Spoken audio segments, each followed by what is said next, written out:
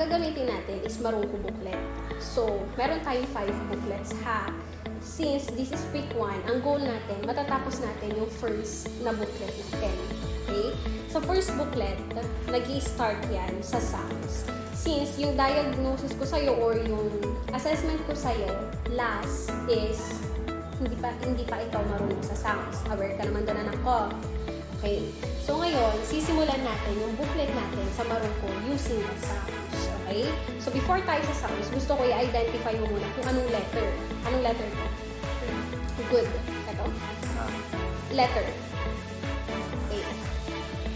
Very good. Gusto ko ngayon ibigay mo sa akin yung sounds, yung tunog ng bawat letter. Okay? Anong tunog nito? Tunog lang. Pag dinagdagan ng A, saka siya magiging ma. Okay? Anong tunog nito? Anong tunog? Ito? A? A. Ito?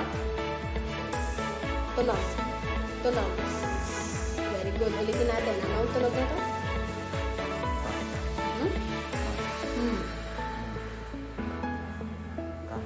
A. Ito. Para siyang ahas. Tama? Anong tunog ng ahas? Ulitin natin. A. Ulitin mo. A. Mag-isa mo. Anong tunog ito? A. Very good. Ngayon, dugtungan natin siya ha. Gagamitin din natin itong tatlong letter or tatlong tunog na to.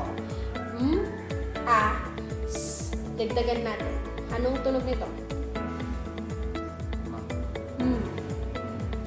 Dagdagan mo ng A. Pag pinagdugtong, very good. Natututo? Okay, ito. A. Pagdugtong mo. Baliktad. Ito ang ma. Ito naman, nauuna ang A. A. Walang A. Tandaan mo ang tunog lang ng M ay hindi ma. Anong tunog ito? Anong tunog ito? Sila. Pagdugtungin mo. A. A. Okay? Next. Tunog. Anong tunog ng S? Pagdugtungin mo. Sa. Sa. Sa. Sa. Sa.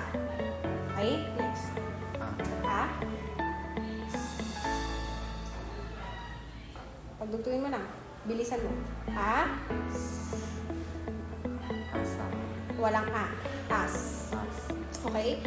Yung assessment ko sa'yo, anak ko, pagka lang, walang A. Okay? As. Hindi siya ama, hindi rin siya asa. As.